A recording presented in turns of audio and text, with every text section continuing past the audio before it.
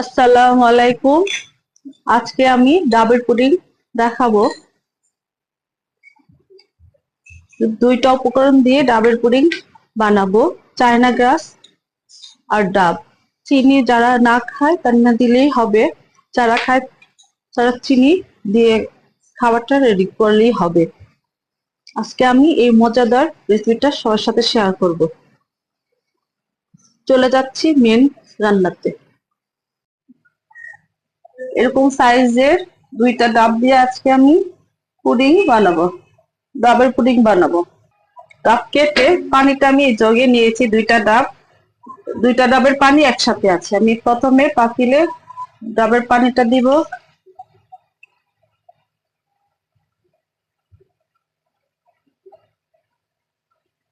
সাথে আমি চায়না গ্রাস 2 প্যাকেট এটার সাথে মিশাবো। চুলাটা আমি জ্বালিয়ে নিলাম। তার সাথে আমি চায়না গ্রাস মিশাবো।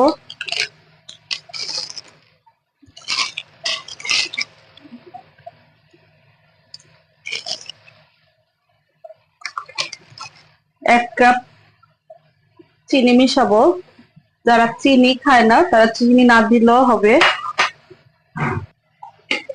এটা আমাকে 15-20 মিনিট জাল দিয়ে দিয়ে চায়না গ্রাসটা গলা না পর্যন্ত চুলাই থাকবে। যখন গলে যাব তখন চুলা থেকে নামিয়ে নিব।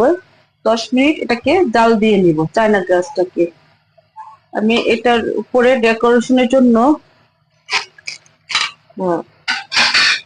কতগুলো নারকেল কেটে ডিজাইন করে নিয়েছি।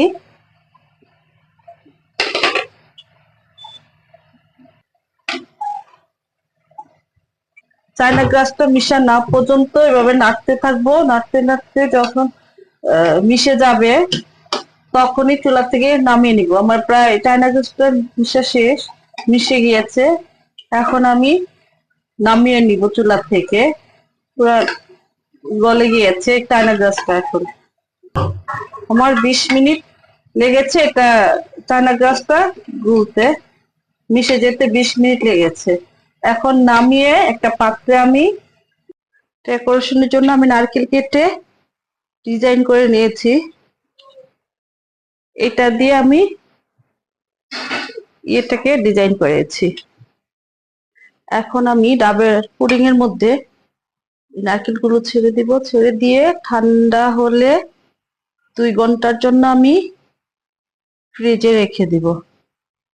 এটাকে এখন ডেকোরেশন করে নিচ্ছি।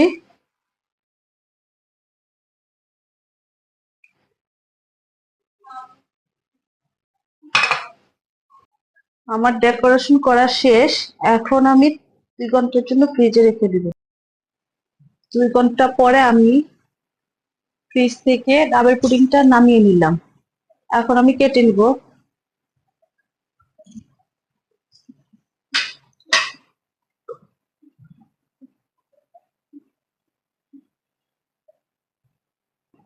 কেটেছি, আমি এখন বাটিতে তুলবো।